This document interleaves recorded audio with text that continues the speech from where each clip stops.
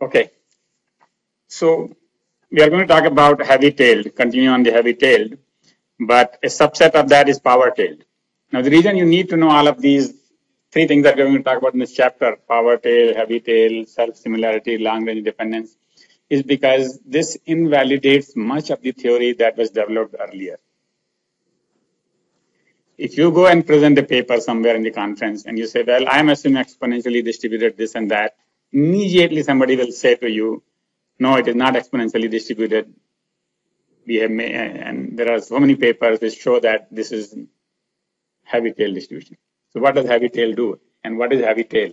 So even if you don't want to use it, you need to know what it is so that you can answer the question at the time. Okay, all right. So it's heavy tail, but for simplification, whatever, this and that, we are using these exponential. So heavy tail is very important because that is what the whole world has been shown to have these kinds of things, which I'm going to talk about today. And so power tail is a special case of heavy tail where the tail has a power function x upon alpha, which means when x goes to infinity, it goes down as inverse function of x raised to alpha. And alpha is called the tail index. And we saw an example, a simple example of a power tail is Pareto distribution, which actually has basically this, the CCDF is 1 upon x raised to alpha. And the PDF is basically you can distribute, you can differentiate the CDF, which is the cumulative distribution function, and get the PDF. Once you get the PDF, you can get the LF moment. LF moment is simply the expected value of x raised to L. So you could get the first moment, which is the mean, expected value of x raised to 1. You could get the expected value of x squared, x cubed, and so on and so forth. And if you do that, you will find out simply it is x raised to L times this function, and that integrates to this value. That integrates to infinity if L is greater than A. You can see here, x raised to L minus alpha. So if L is more than alpha, then when you put infinity there, in place of x, you get infinity. If L is less than alpha, then obviously you get a 0 when you put x equal to infinity because the power is negative. And when you put a 1, you get this value. So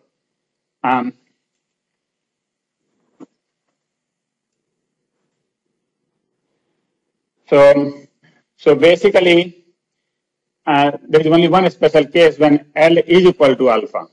When L is equal to alpha, this thing is basically A upon x, which has an integral log x, natural log x, and still it is infinity though. And so for all values of L greater than or equal to alpha, the moments are infinite. So if alpha is between 1 and 2, the variance and high order moments are all infinite. If alpha is less than 1, the variance does not exist, and even the mean is infinite. Okay, so Pareto distribution is helps us find if what is the whether means or the variance exist for the data that we have. So what is the effect of heavy tail? A random variable with heavy tail can have very large values with finite probabilities. Okay, and you will have many outliers. And sampling from such distribution results in mostly small values, but with few very large values. So you might be sampling, you'll get 1, 2, 1, 2, and suddenly you get a 1,000. All right, and so when you get the mean, sampling statistics like mean or variance, those will be very small. Basically, your numbers will be very underestimate of what actually it is, because you will take all these little values and say, okay, the mean thing is this. A good example of, by the way, Pareto distribution or any of these heavy tail thing is we talked about the income or the wealth of the people.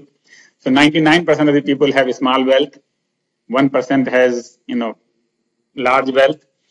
And so when you take the mean income comes out small, but really if you take a sample and take a mean. And so because most of the people will have 100,000 or less than 100,000 income, but there are people who have $1 billion income. right? So that's the kind of disparity you see in a heavy tail distribution. And so sample means are generally underestimates. And so when you do a simulation with that kind of input, if you have to do a simulation, you have the same problem, is that whatever you get has a very high variance, and therefore it takes a long time to complete the simulation. All right. And so here's one way you can calculate how long will it take. So it has been shown, and we are not going to show it here, is that if X has a tail, then X mean, X n bar, which is the mean, sample mean with n observations, and mu is the population mean, it is far from the, basically the difference between the two is of the order of C times n raised to 1 upon alpha minus 1. C times n raised to 1 upon alpha minus 1. This is the order of. Right? So if you want to get 1 digit accuracy, if you want to get k digit accuracy, then this value, the difference from the actual population mean should be of the order of 10 raised to minus k. You know, if it is order of 10 raised to minus 1, you get the first digit accuracy. Eh? Eh? Or suppose you have a number which is k digit accuracy means that it is within the 10%. Okay, so basically k equal to 1 is 1/10. You should have 1/10. You know, let's say first decimal point should be correct. Okay, 2 digits means you will have 1% accuracy, and 3 digit accuracy is 0.1% accuracy, something like that. All right. So what I'm saying is right here clear is that the difference of the sample mean from the population mean divided by the population mean would be 10 raised to minus k. That's what you want. And if you keep solving it, you will find that the n has to be more than this value. 10 raised to log of c upon mu plus k upon 1 minus alpha. Now, the interesting thing is the alpha appears here. So if alpha is 1.1, you can do all the calculation and you will figure out that to get this 1 digit accuracy, you will need 10 raised to 11 observations. 10 raised to 11 is a large number. All right. And this is only one part of the story. The second part of the story is that even the central limit theorem that we started with, remember what the central limit theorem said? That if you take large number of samples from any distribution, the sample mean is normally distributed. Things like that, right? That doesn't apply. That is only valid if the variance is finite. So the correct statement for sample limit theorem is that if you take a large number of observations from a distribution with finite variances,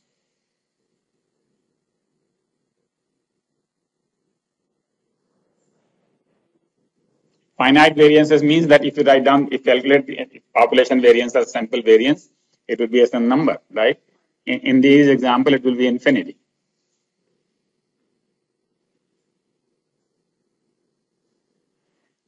All right. So first of all, central limit theorem does not apply, and therefore the sample mean is not normally distributed. And if the sample mean is not normally distributed, then those confidence interval values that we use, the t values and z values and so on and so forth, they don't apply. So the whole statistics, now we have to rediscover the whole thing. All right. And that is why this is now of current interest to all the performance analysts, performance probability people and the statistics people. This is where most of the work is being done and being published, is what to do for heavy-tailed and long-range dependence and so on and so forth. All right. So here, I mean, and this is very sophisticated stuff, by the way, as I said, is that it is, I'm going to present a very simplified view of everything here so that you can understand. And it is important for you to know at least that part because that is what the real world is all about right now. All right. So heavy-tailed we understand, and we understand the effect of it. And now let me show you some other effect here. So for example, if you had instead of MM1Q, you had MPTQ, where PT is the power tail. Instead of exponential, you had a Pareto distribution. If you had a power tail distribution, you will have Poisson arrivals because n, but you have power tail service time. Then the queue length for large n will go to C is a function here of rho divided by n raised to alpha, where C rho is a function of the traffic intensity rho, and if alpha is less than 1, the mean service time is infinite. If it is service time is power tail distribution, then obviously the mean is infinite if alpha is less than 1. And so the traffic intensity would be infinite, and the mean queue length will be infinite. So all your calculations about buffer overflow and all that will be off significantly. If alpha is less than 2, so it is more than 1, the mean might be finite, but the variance is infinite. All right? And if the variance is infinite, then your confidence intervals, etc., would be infinite. And so that is the problem, right? Same thing applies to PT and 1Q. If your arrivals have power tail distributions and the service is exponential, then you will get almost the same effect. The mean inter-arrival time would be infinite if alpha is less than 1. The variance would be infinite if alpha is less than 2. And so this is all, the problems. The only good news about heavy tail distribution is that it implies predictability. Predictability in the sense that if you know, say for example, memoryless distribution exponential has no predictability. You cannot predict what the next value would be given the current value. But with heavy tailed, if you know that the value is more than 10,000, then you know it will be, the probability of it being high is higher than probability of being lower. So the thing is higher the value, the time that since the thing has not happened, the longer it will take. So the probability goes up in that sense. So that's it. If heavy tail distribution has run a long time, it is expected to run for an additional long time. Because the probability of x minus x, where x is greater than x. So we already have little x, we have already observed for that long, and we know that it has not finished. So now the probability of its being longer is higher than it was before. So anyway, with that, let's just see an example of a heavy tail distribution. So, actually, there is a slide missing here. What happened to this slide?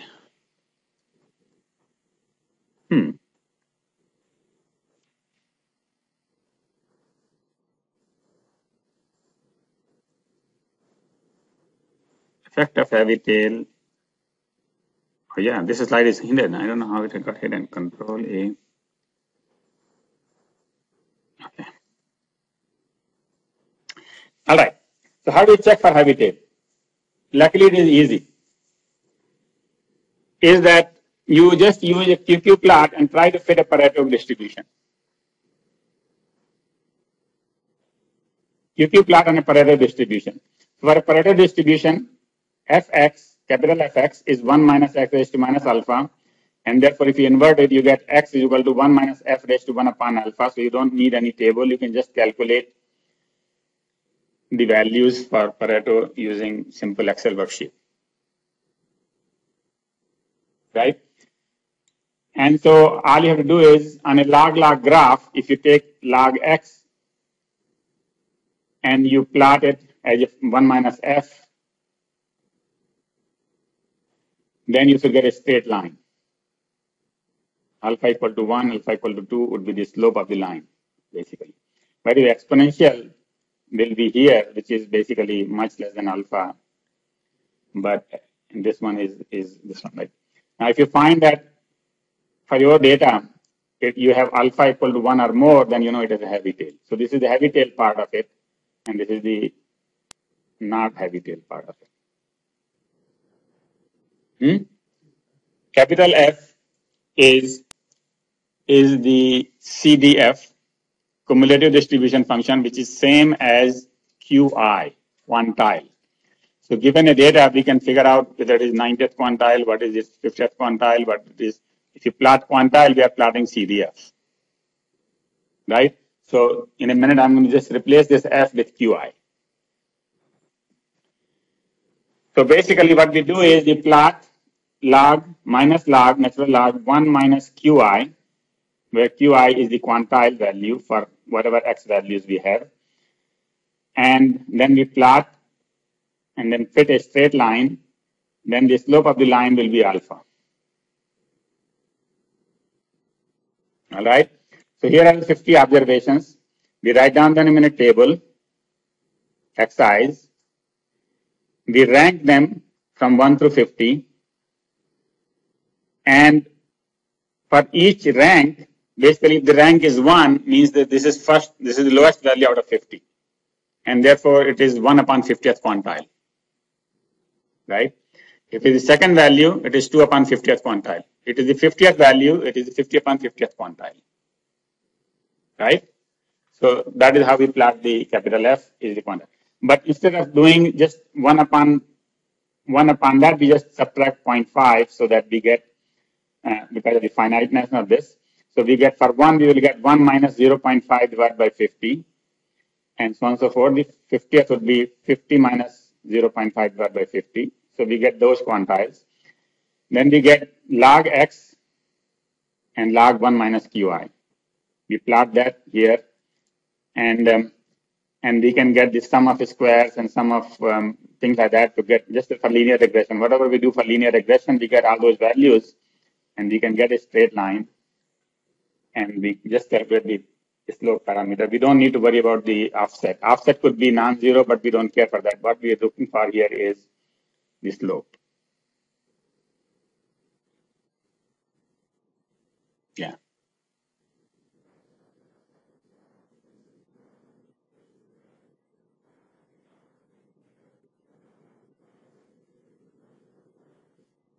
No, here thing, no, hold on. First of all, we are not doing regression here. And there is no error, there is no regression.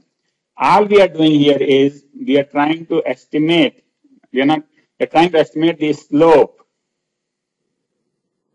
of these dots. And one way to do that is actually just ask Excel, for example, to fit a trend line. And you can just read the trend line approximately whether it is more than 1 or less than 1, and you're done. So we are really not doing prediction or regression or anything here. We are just using the formula of the regression to fit a straight line so that we can find approximate slope. And so that's all we are doing here.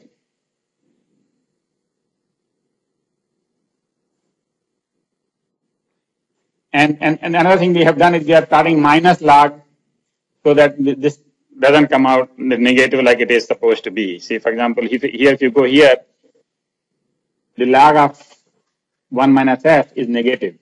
So we plot minus so that it comes out on the positive side. Yeah.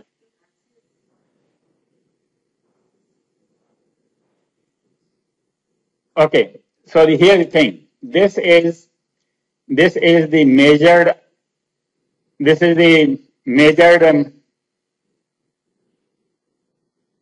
See, one of them is measured. One of them is theoretical, quantile, right? And I had tough time figuring out where is what.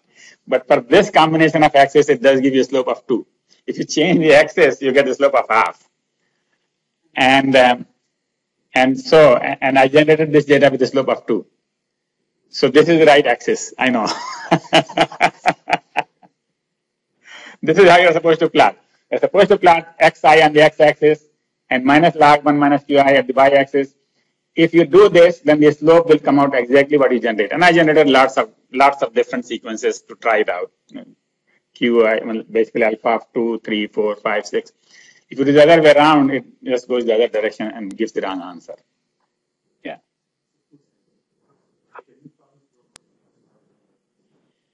So the new slides are on the website, and I have given you the correct slides right now.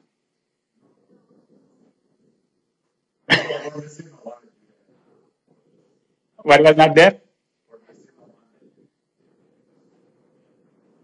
Oh, you know what happened? That was not printed in this because it was hidden. Sorry. Huh? This axis is wrong? This is different in your slide? All right. I thought I had published the latest one, but I'm wrong. So I will do this. The thing is, here's what is happening. First, I changed the slides, sent you guys email that there are new slides on the website. And then I further had to change, as I keep looking, further had to change. So I said, I will give you the latest one. So today we just printed this morning. Yeah, well, hold on. Don't take any chances. We'll give you the latest slide. Will be on the website. I have the latest slide. I just have to put it on the website. And just use the latest one, please. Because there were several errors and I can't even keep track of how many errors were there. This is, first draft coming right hot off the press. Yeah. We want alpha to be less than 1 if you want to be short range dependence, right? So if you try to fit a Pareto distribution, you want alpha to be less than 1 for short range. For more than 1, it says long range. Now, right? And long range is kind of difficult. Sorry, not short range, long range. Heavy tail means heavy tail. So, no, not heavy tail. Alpha more than 1 is heavy tail. Let's go back to this. This is heavy tail. Alpha 1, 2, 3, 4, 5. And here exponential is not heavy tail.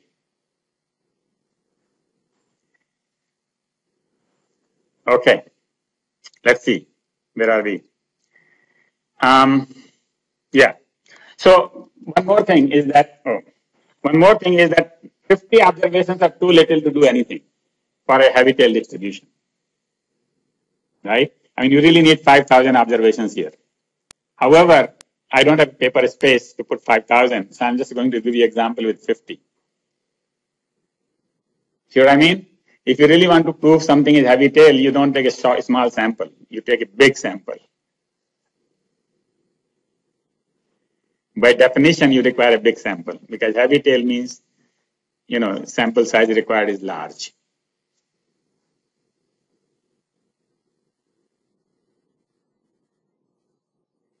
Right? All right. That finishes heavy tail.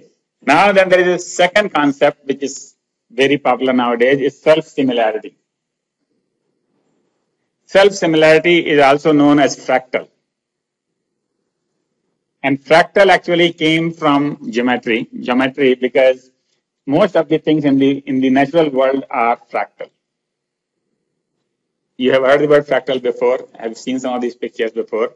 Basically, fractal means that if you take a microscope, anything with zooms this thing, you will find exactly the same thing as the big object. Keep going in, you will find the same thing. In this triangle, we take this triangle and look at under microscope, you will find triangle inside a triangle inside a triangle inside a triangle. Same thing again and again. And in fact, one of the good exercise for you would be to be able to draw this thing. And actually, is that you write a routine to draw a triangle of this size with X here, and then just call that routine to draw 4 triangles and 4 triangles and 4 triangles, and you will get a nice picture. You can do this with the squares, you can do with pentagon, and you can do with anything else, okay? So you will get nice fractal pictures. So that is for your pastime. But anyway, even the leaves are fractal. If you see a leaf under a microscope, you will see that it consists of. If you take a tree, you will see that all the branches, the branches and the branches and the branches, these are all the same shape. All right, so the world is fractal. And that means you cannot use the normal geometry because normal geometry assumes that the perimeter is finite of objects, right? But the perimeters of the natural objects is infinite. All right. This is the same situation in statistics. We think the variance is finite and we develop the whole theory, but now we find out that the variance is infinite and therefore the processes are self-similar, and so we are developing a new theory.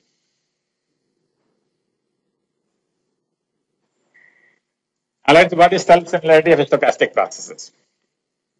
Basically, if you take a process xt and you scale it in time, so instead of xt, you look at xat, where a is your scaling factor. So let's say your scaling factor is 2, then you are looking at twice the magnitude. You are taking microscope and looking at more detail inside. If it turns out that XAT follows statistically a formula that would have been for X a raised to H XT. All right, this is if it followed a distribution for this, then it is self-similar. Obviously, this means that the distribution of X for different times is different, right? When we assume the stationarity, we said the distribution is same for all times, right? Here, if you find that you have a process that does not have the same distribution for all time, but if you look at XAT, the distribution is A raised to H XT. So basically, whenever you scale time, you see the scaling in magnitude. If you do that, then that is a self-similar process. Okay? And as a result of this relationship, the mean would be A raised to H time. Mean of X raised to AT would be A raised to H time mean of XT. The variance of XAT would be A raised to 2H times variance of XT. And the third moment would be A raised to 3H times the third moment. And the fourth moment would be A raised to 4H times, and so on and so forth. And if you find that this kind of relationship applies for all moments, then it is called strictly self-similar. If it only applies to the first two moments, then it is called self-similar of the second order, or the first order would be just simply for the mean. All right. So the order up to which this relationship of scaling in time is equal to scaling in magnitude applies is the order of this self-similarity. All right. Now, so how do you get a self-similar process? Let's say you have white noise, ET, where ET is simply normal 0, 1. Then you construct another process where you multiply ET with T raised to H. So you take E1, E2, E3, E4, E5, E50, and then you multiply it by 1 raised to H, 2 raised to H, 3 raised to H, 4 raised to H. So now you have a different series which is not stationary anymore. Right? If mean actually, it changes with time, actually it is going up with time. So this series is self-similar. Why is it self-similar? Because you can see when you want to get XAT is AT raised to H times Z, which is A raised to H times XT. So this will have the mean, which is A raised to H times the mean of XT, which is 0. It will have variance, which is A raised to 2H times the mean of XT, which is 1, and so on and so forth. This is an example, right? And by the way, this H, capital H, always written as capital H, is Hurst exponent. Why is it Hurst exponent? Because this is this scientist who first found out this. And so he used the letter H for this parameter, and we all use that letter H, and it's called Hurst exponent. And if it is, okay, so that's all about self-similar. Now we go into actually dependence. Yeah? I'm sorry, what is it? What is what? No, actually, I need to get into, the thing here, what is happening in the real world is that a lot of people confuse self-similarity with long-range dependence. Almost 100% of the people. And therefore, I have to just introduce the self-similarity now and then go into long-range dependence and show the difference. Before I go to long-range dependence, I want to show you short-range dependence. If you have an autocorrelation function which goes down to 0 fast, we say it is a short-range dependence because the dependence does not live for very long. Right? Autocorrelation function indicates the dependence. So how do you say that it's going down very fast? The definition of fast is that the sum is infinite. If you take all the autocorrelation function, autocorrelation at lag 1, lag 2, lag 3, lag 4, lag 5, lag 200, or lag up to infinity, you add up. If the sum is still finite, then this is a short range dependence. All right. An example of short range dependence is AR1. What is AR1? Anybody remembers what is AR1? Autoregressive of the order 1. Right? So that is XT is equal to, and I'm assuming 0 means, so I'm just ignoring A0 here for the time being. So A1 XT minus 1 plus ET. That is AR1. Right? For this process, you can show that the autocorrelation function is simply A raised to K. It goes down exponentially. And if you add up to infinity, you get 1 upon 1 minus A1. It's finite.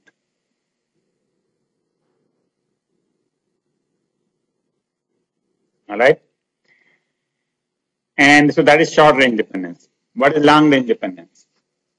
If we find a process for which the autocorrelation function goes down very slowly, and when you add up, the sum is infinity, then that is long range dependence. Very simple definition.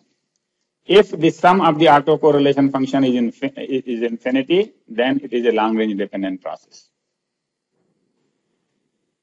So another definition for the same thing is that if the autocorrelation function goes to k raised to 2h minus 2lk, when k goes to infinity, then we say that this is a long range dependent process with the Hurst exponent of h.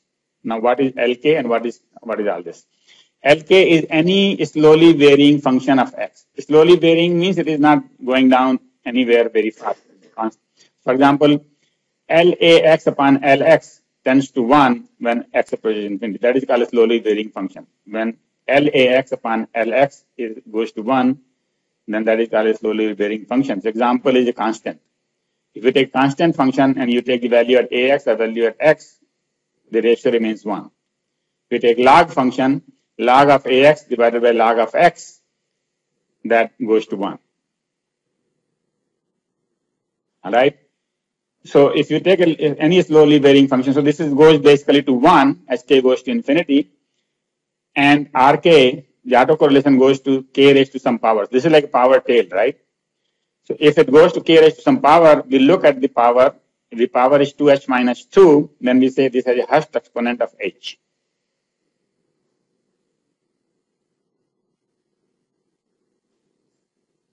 Okay? So we just have to write down the autocorrelation function and write it down as a power function of k, and everything else will go to 1, but this power function of k is what we are looking for, and 2h minus 2. Now you can see that if h is greater than 1, obviously this is not possible, because then it will go to infinity, and that is not what is possible. Generally h will be less than 1. However, the question is whether it is less than half or more than half. If it is less than half, then this will die down very fast, and that will not be long range dependent. If h is more than half, that is the interesting part, then it will go for a very long time. Okay. So now here's the thing. So basically now we understand what is long range dependence and what is short range dependence. The question is why are we learning all this? The thing is that they have shown, the measurements have shown that most of the things that we deal with have a long range dependence. All right, here are the examples. And the reason they have long range dependence is that anytime you take a large number of on-off processes with heavy-tailed on time or heavy-tailed off time, those are the two conditions. Either the time on time is heavy-tailed or the off time is heavy-tailed, that results in a long range dependence. We have lots of things that we have on-off times. So, for example, file sizes. File sizes have been shown to have a long tail distribution. So, most of the files are small, but there are a few files which are megabyte, gigabyte, and terabytes. Right? So, they clearly can be shown to have a long tail distribution. When you send the file on a network, what you are doing? You have off time when there is nothing being sent, and then suddenly you are sending a file which is on time. So you have a binary process, on-off process with heavy-tailed on time. So the network traffic has a long-range dependence.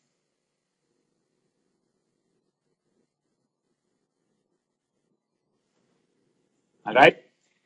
So internet traffic is long. Connection time, connection duration when people connect to a network This is similar to the file sizes. Most of the time you connect for a short time, but sometimes you connect for days. And so that is long-range dependence, heavy traffic. Unix processors have been found to have heavy tail distribution. So they measure the time, how long Unix processors live, and they found long tail distribution. Congestion and feedback control mechanisms also increase the dependence in the traffic. Because of the congestion, the dependence of the traffic service depends upon the past. Because here's the thing, suppose you went to a highway and suddenly there's an accident. So there's a congestion. Now the rate at which people are going to get out going to depend upon, what happened this morning. Right? As opposed to if it was not accident, then, basically you couldn't tell anything about the evening from the morning. There's no dependence. But if there's a congestion, then there's a dependence. And so that causes the dependence range to go up. So basically, now here's another interesting part. Is a very easy way to publish a paper nowadays is to take any measurement and show that this is a long-range dependence. Basically, and that's what is happening. Everybody is showing. If it is not long-range dependence, you can't publish it. I mean, who is going to publish that the time is exponentially distributed, right? So lots of papers are coming up with showing that everything in the world is long-range dependent. Yeah.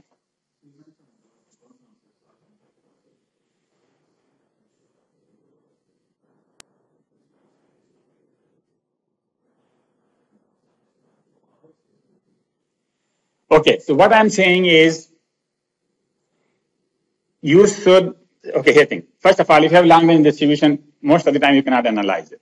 So if you want the answer, you have to make a simplification, right? So you have to assume exponential and things like that, right? In some cases, in operational analysis, you don't assume any distribution. So that is long-range independent proof, LRD proof. But other things, which we did, like MBA and other things, they assume exponential distribution. So what you need to do is somehow have an argument or have a proof or have your own belief that this is somewhat close to the reality. Huh? Well, here is the thing. Let me take both sides. So a lot of people are showing a lot of things to be long-range independent.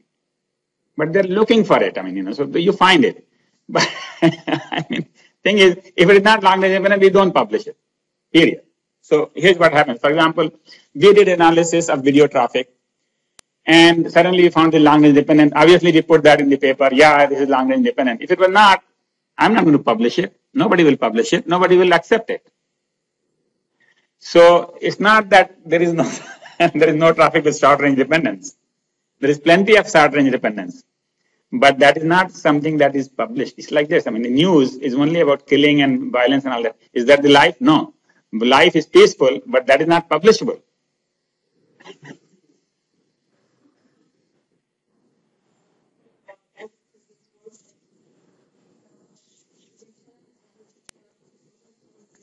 No, the thing is you can use it if you somehow can show that in your case the exponential applies or you are close to exponential. That's what I just said, is that all those things are still valid, but you have to somehow justify your assumption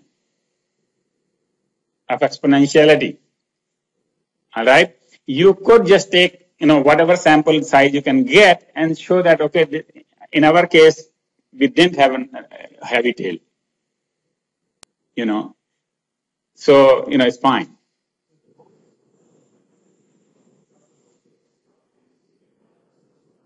Yeah.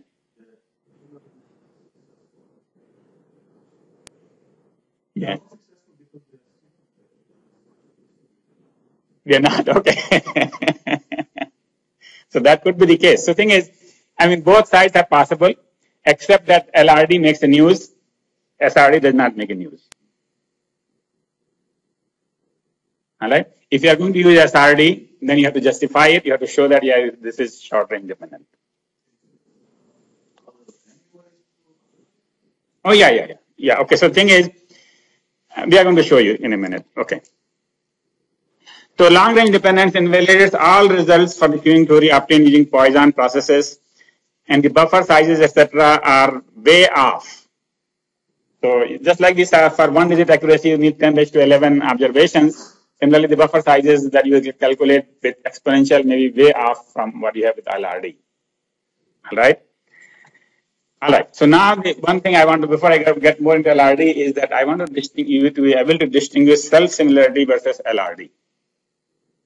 And a lot of people, when they mean LRD, they say self-similar. When they mean self-similar, they say LRD. So a lot of people don't distinguish between the two.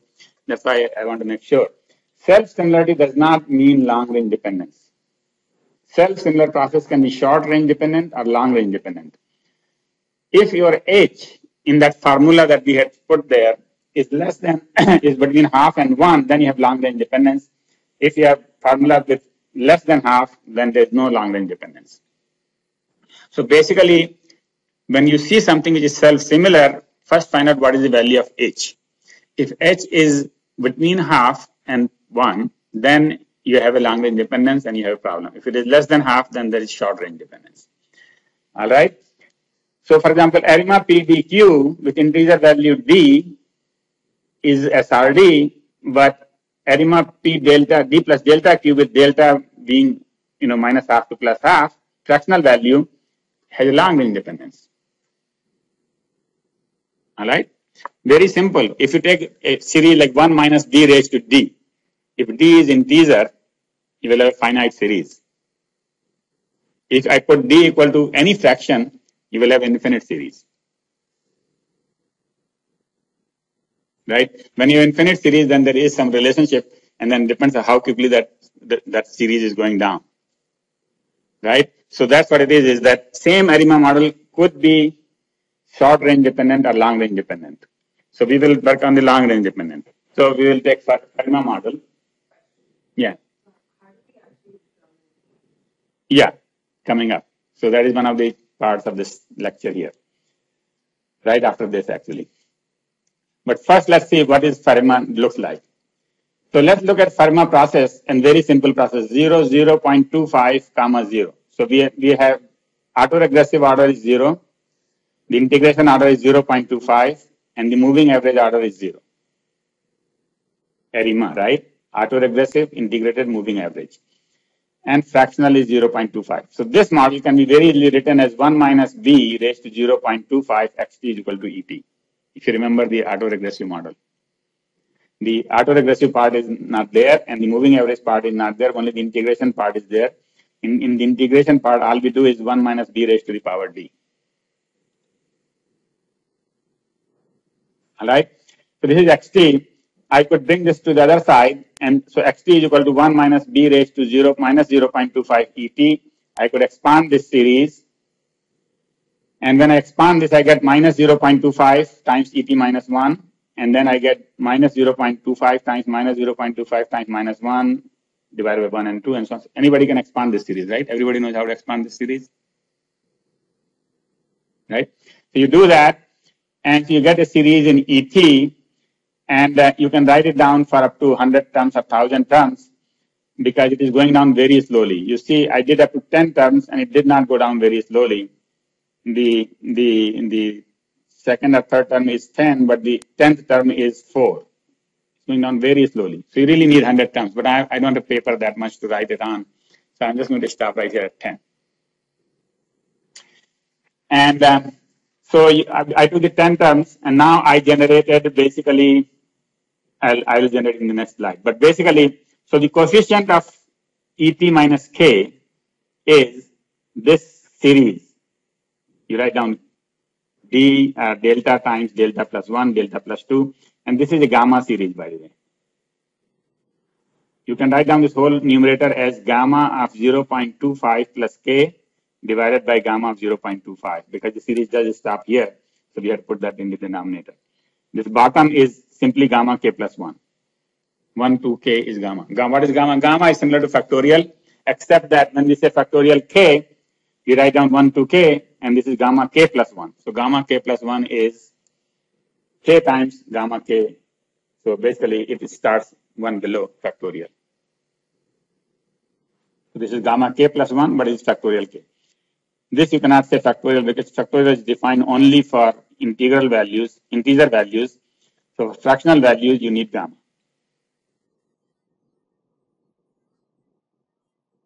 All right. How many people had heard the gamma function before?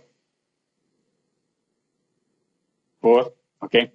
Well, if you didn't hear gamma, we are going to use gamma quite a bit here, and you might just want to read up maybe in Wikipedia someplace.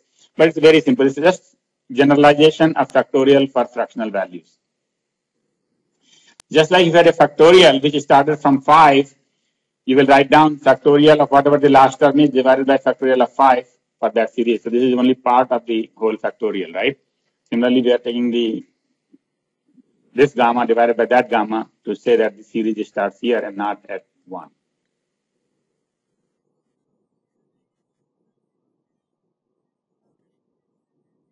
All right. Anyway, and this notation is not really important because you can just do this in Excel directly without using any gamma function. You can just do it multiplying. How can you do it in Excel? You just write 10 terms like that. No, see, the thing I did it is basically is that you write down the first term and then you multiply that term by this last term here, minus 0.25 by 2. Then you multiply this whole thing by the last term, minus 0.25 minus 2 by 3. And you multiply the whole thing by one term. So you just multiply by one term at a time and you get the next coefficient. Right? And if you write it smartly enough, you just don't have to do every time. You just copy the whole thing. Just copy. You don't have to change manually anything. It will just take the previous coefficient and multiply by b minus k upon k.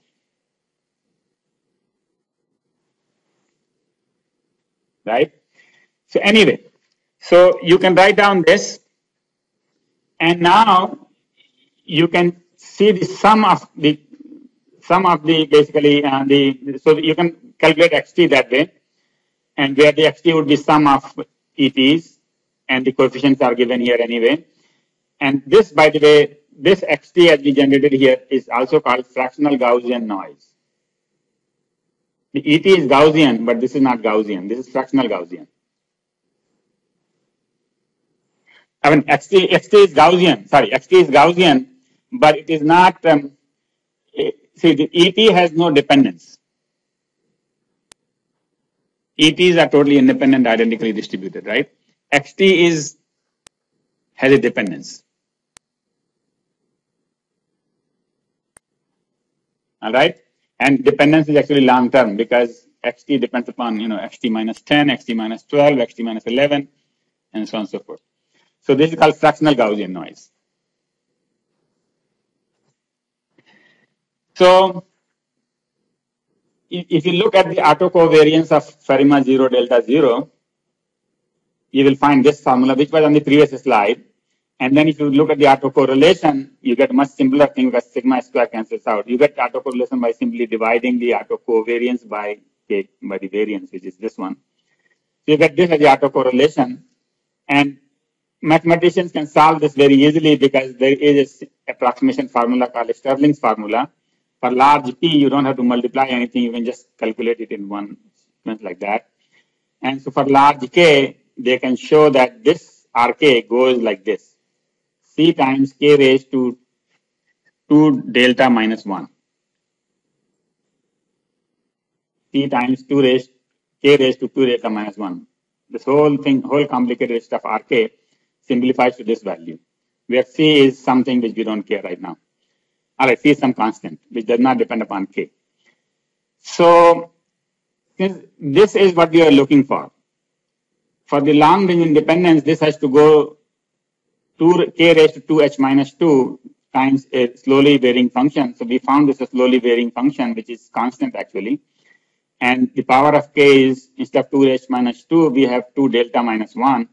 If we equate those two, 2h minus 2 equal to 2 delta minus 1, we get h equal to delta plus half. So whatever delta we choose, the h will be half more than that. We chose delta is equal to 0.25, h will be 0.75, and we will get LRD. Okay. If I would have selected minus 0.25 for delta, minus 0.25, h would be 0.25, it will be SRD. Okay, and you can see why. Let me show you. If in this formula, instead of 0.25, I put minus 0.25, right? When you bring it on this side, this will die down very fast. And you will see that if you expand all that. Anyway, so basically, what we are looking for is a series in which h is between 0.5 and 1. 1 is not interesting and 0.5 is not interesting. So it has to be strictly between 0.5 and 1, not at 0.5 and not at 1.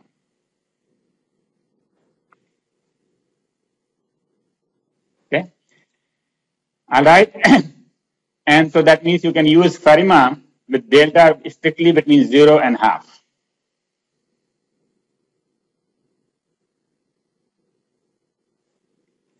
All right. So now how do you generate LRD sequence? Now if you're doing any simulation and you know that there's an LRD, so either you can just use the trace that has LRD or you can use FARIMA to generate LRD. And you don't have to use a zero autoregressive part. You could use PDQ part to somehow match your process, and then plus delta part to match the dependence. So if you get, so basically what you do is you do it in two parts. First part is you generate FARIMA PDQ with integer D. D is integer. So we just generated a standard formula. Phi b, which is the exponent, this is polynomial in b, times 1 minus b raised to d. So this is the AR part, this is the integrated part, equal to A0 plus phi b et, which is the moving average part. Psi b is the moving average part. So autoregressive, integrated, moving average. And you can generate one of the two ways. Either you can just predict xt as a function of the previous xt's, so just do the autoregressive, or you can bring the whole thing down to this side and then expand like we did and get an infinite series and generate ETs, and from that you can generate XTs. So one of the two ways, it doesn't matter how you generate. Integer values would be easy, right? Now we do the same thing, except that instead of using ET, you use fractional Gaussian noise. Instead of ET, you use FARIMA to generate something which we call YT or something. YT, YI. So we calculate YI, which are FARIMA, and then instead of E's, we use those values so that we get the fractional values. Okay? So XT equal to A0 plus all of this times YI instead of EI. EI was the white noise. Instead of that, we put the fractional Gaussian noise. So now we get a fractional FARIMA. Fractional FARIMA. All right, and you will take 100 to 1,000 numbers. We took only 10 in our example, but that is again because we want just an example. If you are really generating this, you will need 1,000 or 100 because there is a long range dependence, and those coefficients don't die down very fast.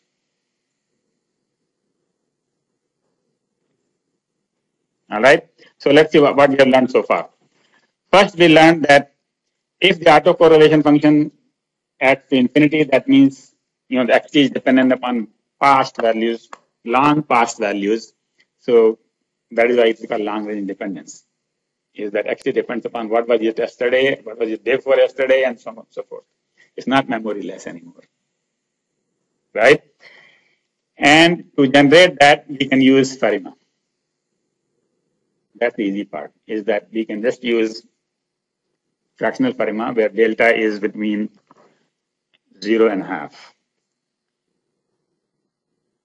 All right, and so we can generate the LRD sequences using FARIMA, and to do FARIMA, we just use ARIMA, except that instead of normal Gaussian noise, we put fractional Gaussian noise. All right, normal Gaussian noise is independent variables. Fractional Gaussian noise is a set of long-range dependent variables, right? Noise. All right, so I think what we did, we just finished this, and so we take an example of generating that sequence.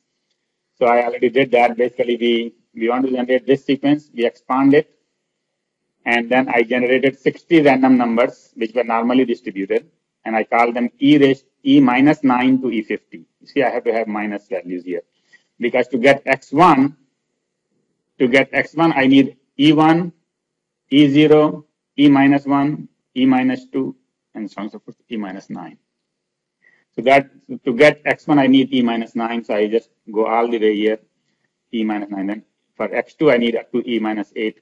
So I generate 60 numbers, even though I need only 50 x values. To generate 50 x values, I generated 60 E values. These are normal distributed, so these are easy to find.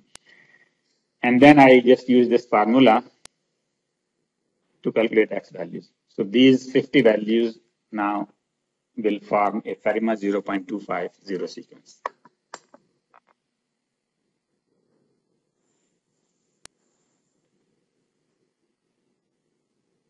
So as you can see, actually, I didn't really need any gamma function or anything. I just need to calculate these values. But I need to do it for 1,000 terms or something, 100 terms. I just did it for 10. And I did it all in Excel, so I just have to write it so that I can just copy it up to 10 terms.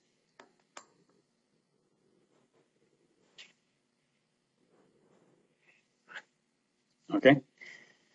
Now, if I were to do to 100, then I will need here like, minus 99 or something. So I will have to generate 100 extra normally distributed variable before I can start producing things. Is this somewhat clear? All right. Now, so the last thing that we are going to do in this whole class and this lecture is how to estimate H given at a sample. So you measure something, sensor data, or anything else that you measured, and you want to show file sizes you measured process time or whatever. Don't measure file sizes because it's already measured now. Measure something different. and then you want to see what is H value. Is very simple. Is that you take the sample and divide it into pieces. A lot of pieces. Start with piece size of 1. All right. So if you have 100 observations, you will have 100 subsets, each of them size 1. Right. For each subset, find out what is the subset mean and what is the overall mean. So subset mean is basically, now let's just take instead of 1, let's take subset size of 2. So we have 100 observations. We divide into 50 subsets of size 2. Right? For each of the subset, we add those two numbers and we get this subset mean. Right? We get 50 means. All right? So that is what this is. XKM is the kth subset's mean, and we just take 1 upon 2 and we add up 1 plus 2 and then 3 plus 4 and then 5 plus 6 and so on and so forth. So we get 50 means like that. And out of those 50 means, we get the overall mean, which is basically we take these means and we add up 50 of them and divide by 50 to get the overall mean. All right, that's easy to do. We get 50 sample variances. For each sample variance, we take the mean and the overall mean, and then we divide by that. So we get actually one sample, not 50. We get one variance for each value of m. M is the sample size. So for the subset size, if subset size is 1, we have 50 means. Out of those 50 means, we get one overall mean. And based upon these 50 means and one overall mean, we can get overall variance. Right? Then we do 2, subset size of 2, we get so many means and we get the variance of those means. We take subset size of 3, we get so many means, and we take the mean and the variance of those means. So we keep doing this as much as we can. Non-overlapping subsets. So that means that if you take 10 observations in the first subset, the next subset is the next 10 observations, not anything overlapping. Is that clear? Right? No, not randomly. They are sequential. They're sequential. All right.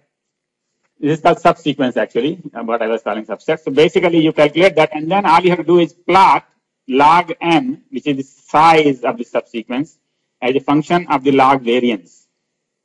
This is the sample variance. And the slope is 2h minus 2. So you see that log, and then you see the slope. And basically, if you have a line which has a slope of a1, then 2h minus 2 is equal to a1, and therefore the h is equal to 1 upon a1 plus 2, a1 by 2. So that is the h exponent.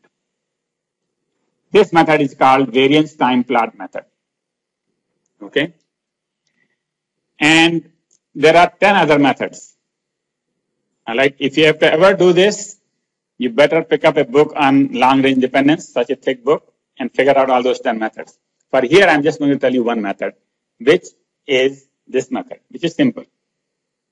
All right? But it is biased in the sense that the values that you get from here may be off from the real h value. All right? And second thing is that the process is non-stationary. It may not be self-similar or have LRD, but may still result in exponent. So this one assumes a stationary process. Okay, now remember, long-range dependence process can be stationary. Self-similar processes are different, right? Some are stationary, some are not. Okay, so now here's the thing. So let's do that for the observation that we generated. 50 observations we generated. I did that. For m equal to 1, I calculated the mean, overall mean. I calculated the overall variance, and I took the log of this. Then I did sample sizes of 2, and I did the overall mean and the overall variance. And so I did this up to 10. Those 10 points I plotted. These are the 10 points here. And I fit a straight line. All right. The slope is minus 0.73. The slope of this line is minus 0.73. And therefore, my h value is 0.635. All right. Now you can see, actually, I had generated it with FARIMA, or actually FARIMA 0.25. Remember how we generated this whole 50 sequence? Right? So h value should have been 0.75. Right? H value is simply delta plus half. And the delta was 0.25. But why is it different? For two reasons. First of all, we have very small sequence, 50. If I would have generated maybe, 5,000, maybe it would be closer to the real world, right? Second thing is, I took a very small, I took only 10 values. Remember when we generated this sequence, we used only 10 up to e raised, the error values, you only use 10. You really need to use hundreds or thousands. So because of that, we didn't get exactly close to where we want to be, but at least, it is here. And I tried out this method with different values of here and there. They are similar, close to each other, but, slightly different. So this is the method for how to calculate H. All right. And if you have to really, as I said, if you have to really do this, then there are papers after papers and books after books as to how to do this. There are different methods, and some of them are very complicated, just too complicated for this class because you have to do frequency spectrum analysis and things like that, which we didn't get into here. This is the simplest method, not the perfect method, but at least a starting point. If you find that this is this does pass your test, that it is more than H comes out more than 0.5, then you need to read the book. No, actually your variance will be very different. Overall mean, actually, you see the overall mean here. Overall mean is slightly different, not that much different, but it's slightly different. For example, when you take the sample size of 10, it is 0.07 as opposed to 0.21. So they do change. Overall mean changes and the variance changes. Now, why does the overall mean changes? Let's see. Overall mean is simply compute the overall mean. This could be simply truncation error. I don't know. So, the thing is, it is quite possible that the overall mean is because here's the thing, and Excel really calculates, values to this thing, and then we just cut it down to whatever number of digits we want. So overall mean will have a little change here. Would not be very different, but the variance is very different.